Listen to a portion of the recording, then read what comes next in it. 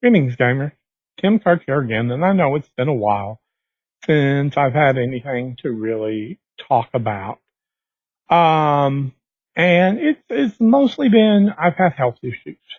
I have what has become an ongoing issue of IBS that has just continued and continued and continued and continued.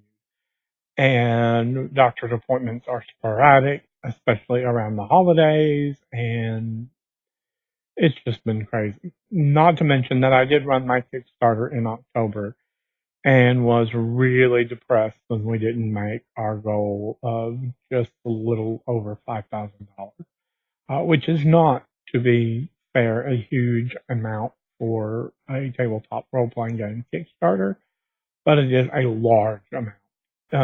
It's somewhere between, this is a reasonable expense for artists and editors and layout people, and that's almost too much.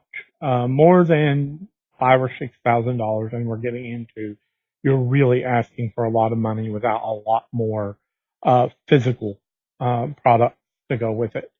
And I don't. I just don't have it. I wanted to keep it pretty streamlined and get it out as cheap as possible, but artwork is expensive and layout is expensive and editing is not as expensive, but I wanted to have two different people look at it and that adds up to an expense that just makes things a little crazy. Um, Now, onward, we're going to continue. I'm going to do some more work on Hearts and Souls, mostly cleaning up some of the text, as well as I think I'm just going to include the world book details into the main book, and that will make a much larger book and will somewhat up the expense, but not a lot because it's mostly just going to be writing. There's not going to be more art added beyond what I'd originally planned, except by absolute necessity. So that's where we're at right now.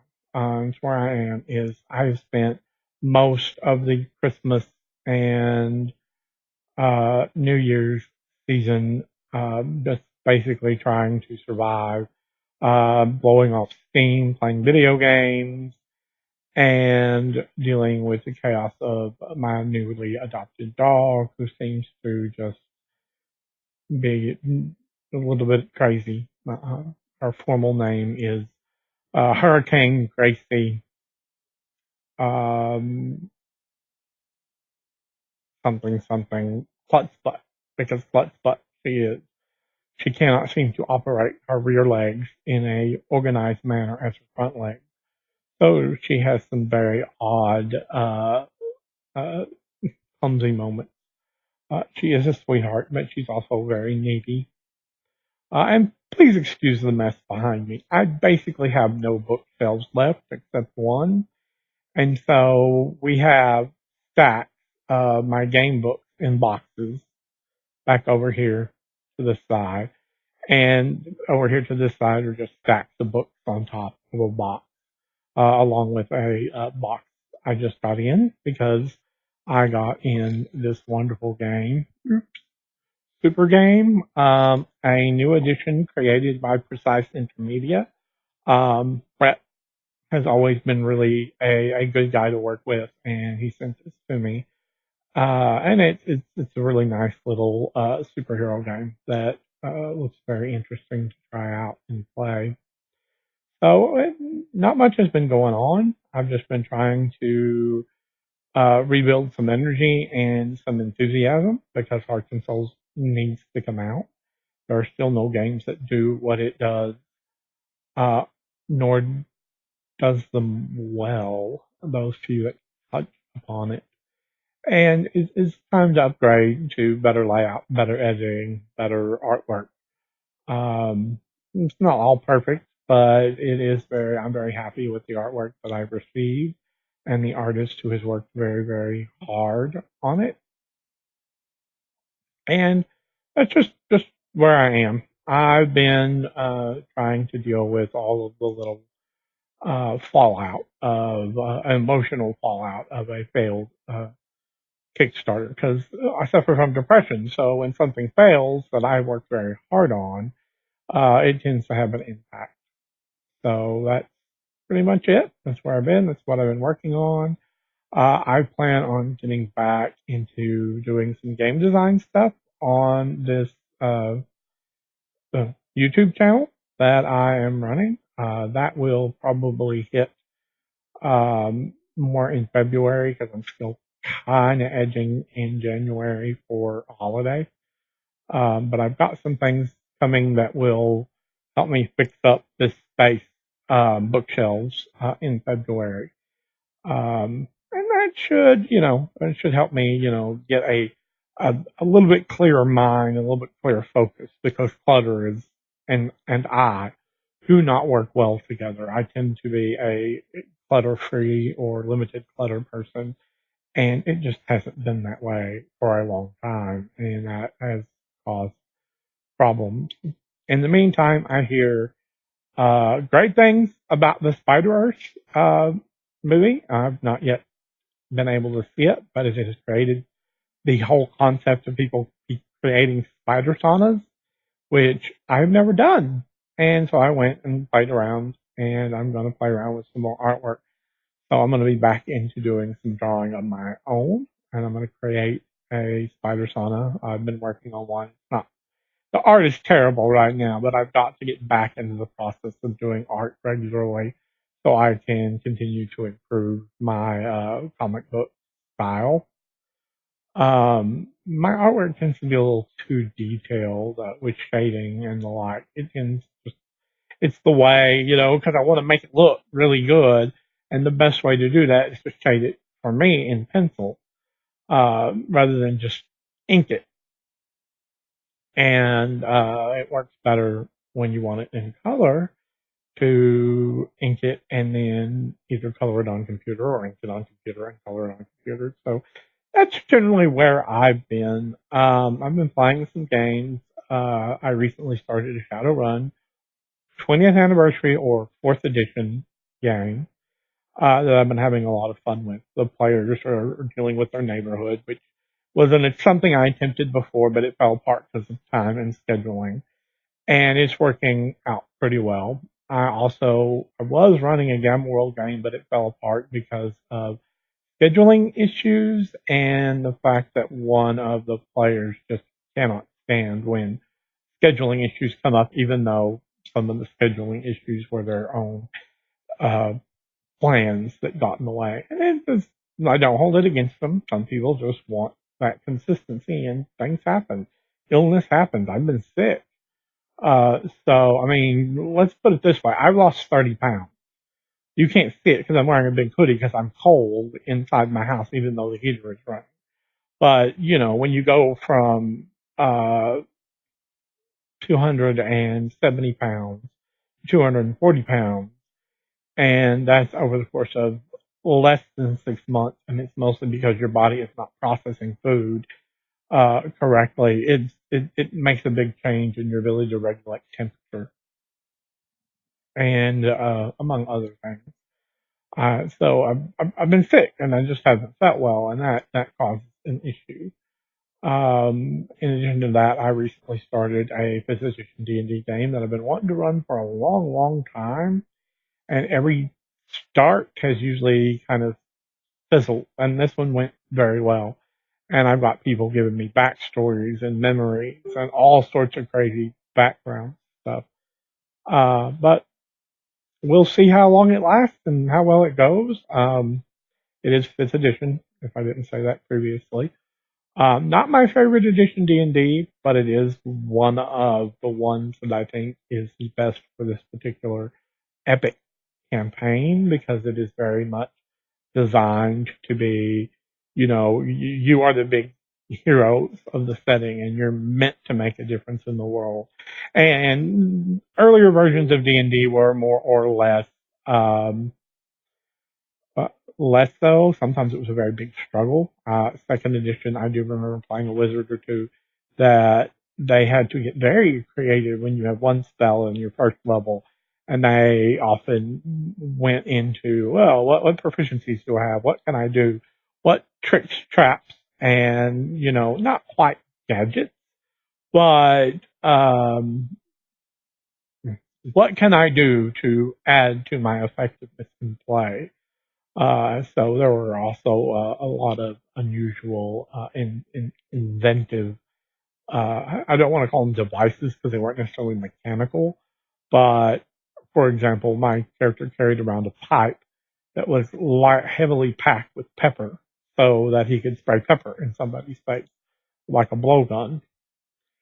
Um, and, cause them a minor irritation to give him that chance when he was out of a spell or to give him a chance to cast the spell. So, and for me, that's always how wizards should be used is their intellect is their focus, not just magic. And 5th edition and 3rd edition focus more on the magic side and less on the raw ability of somebody who's supposed to be that smart to solve problems.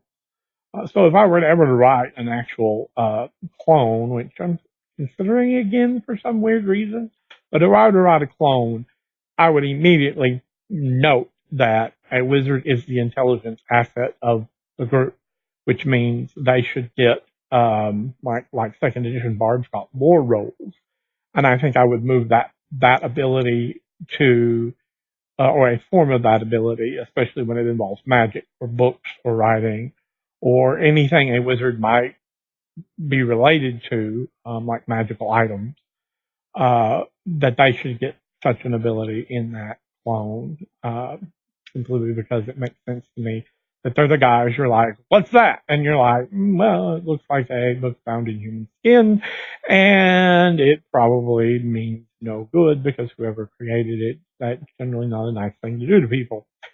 So, judging by its external, you probably shouldn't open it.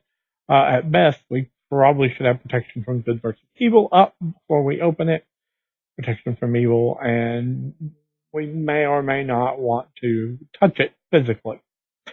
But that's should I ever write an OSR game that is fantasy based. I have ideas, plenty and plenty of ideas. I even have ideas for what I would do with this edition if I had a chance to rewrite this edition, which is limiting things a little bit more tightly and focusing them a little bit more tightly, which means ditching several classes and several races just to get back to a more tight campaign concept. And yes, I know people love things like Dragonborn and Tiefling, but those seem to be very campaign-specific races, where previous editions of D&D had, half-orc, elf, gnome, halfling, human, they had a very specific set of races. And adding these additional races, you're adding additional rules, you're adding additional abilities, and sometimes those abilities are not well balanced. Like, let me be honest, Dragonborn's breath weapon is a weak spot in that race's uh, just their general write up. Its save is so terribly low.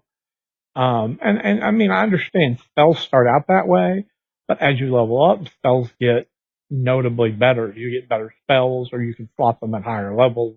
And so the saves get significantly better, but the save is excruciatingly slow for Dragonborn breath weapon. And that is a problem. When that is something they're giving up night vision and they're giving up other things that could have been a beneficial thing as well. For example, they don't have a tail attack. They've got this big, long, massive tail, and there's no tail attack.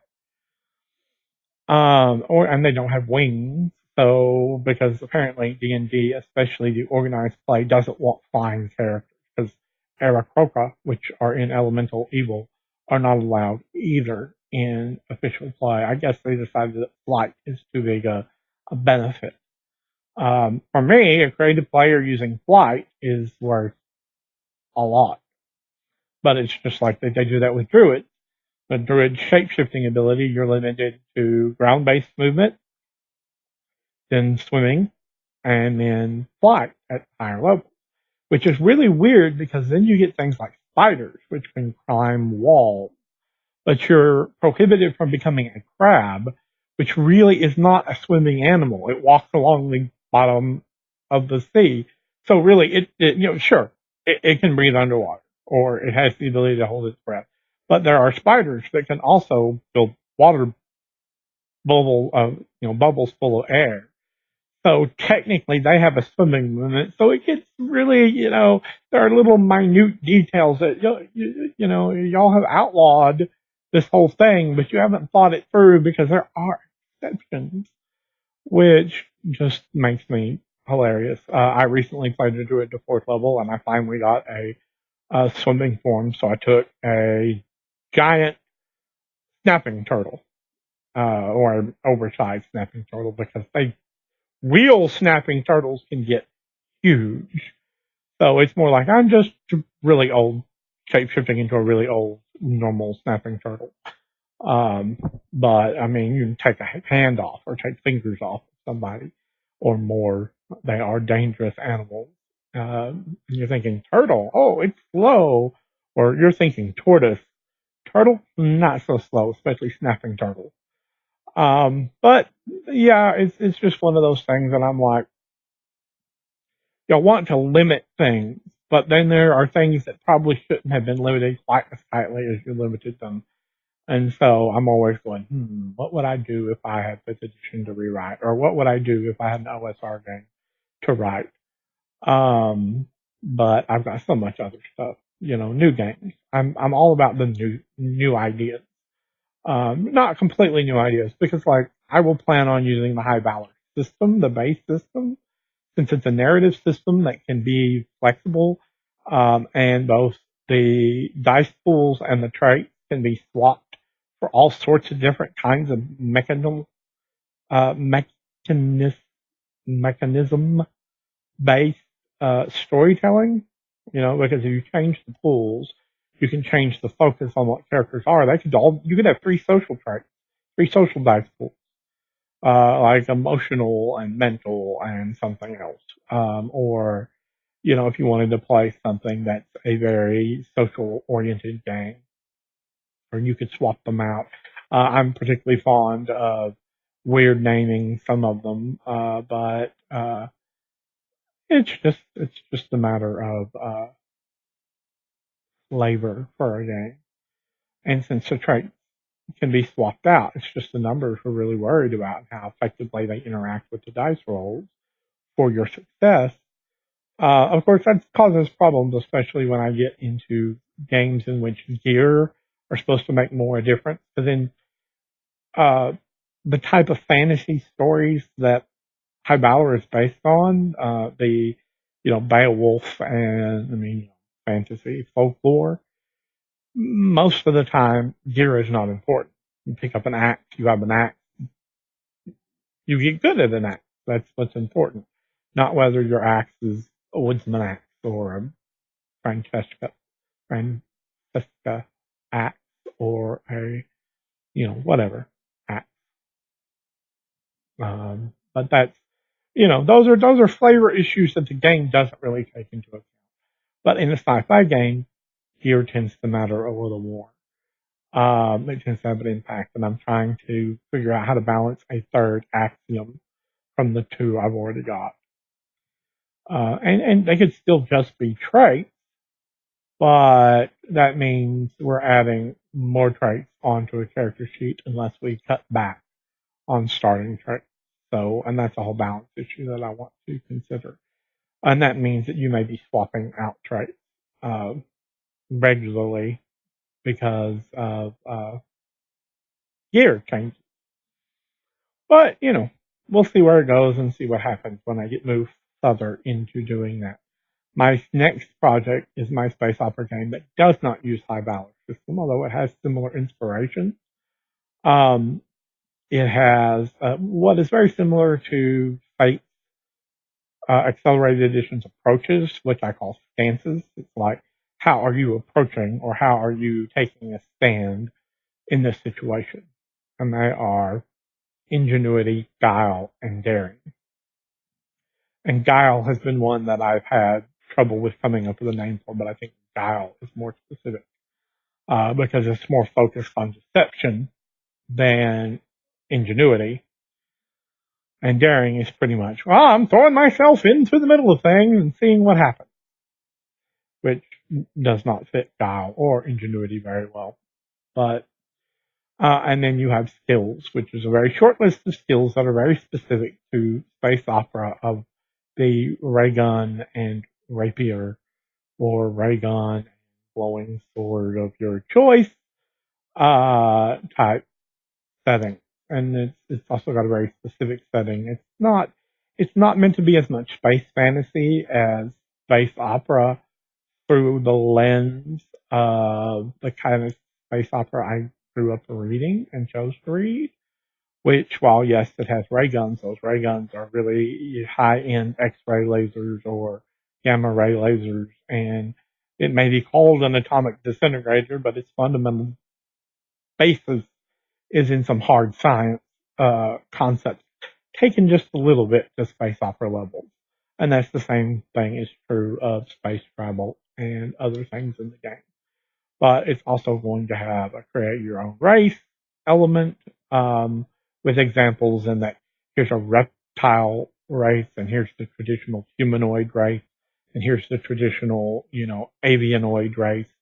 And then you swap out traits there to determine what kind of avian or reptile or whatever. Because you could be a snake man or serpent man, or you could be something very traditional to space opera, which is just a big reptile man, just a big humanoid reptile with your tail. And it's all about making the game playable and saying that yes, this particular galaxy and universe that this setting is based in is full of millions of different sapient races and living beings for good reason, based on its history because it's older than our own galaxy. But that is a twist that I'm not going to talk about just yet. But that's where I'm at. And I just wanted to share this and kind of show off my new Silverlion, the Silverlion character, hoodie that I got. Because if I take this off, you're going to be like, oh my God, like, what happened to all your bulk? And I'm like, no, I'm still bulky, I'm still round, but not as bulky or round. Because it's slowly slimming me back to what I was. But it's not exercise based and it's not healthy eating based. It's literally nothing I eat stays inside me, and that's not fun. It's not healthy. I'm not getting the vitamins I need, so I have to switch to taking, a number of things like probiotics and eating more vegetables and fruit and a whole bunch of other things just to try and stay healthy against the difficulties that my intestinal tracts are having. So probably too much information for this video. So I hope it has worked out. I hope the audio has come up. Anyway, thank you. Peace. Good gaming. There is a game I suggest you check out that just has enamored me, but it was in Kickstarter and there are no print copies outside of the original Kickstarter, which is called Solar Swords and Cosmic Spells, and it looks and reads amazingly. I don't actually have a print copy of it. I just have the text copy of it, but you can find that. And I would recommend taking a look at that if you like, space fantasy. But other than that, and then of course, Super Game 3E. I haven't even gotten it out of its plastic bag yet, but looking at characters written up with it and generally, reading other information out of it, it looks like it's a really neat Supers game. Not exactly my kind of Supers game, but I love superhero games. So, peace, love, good gaming. Aquaman has done incredibly well for a DC movie, especially for a DC movie.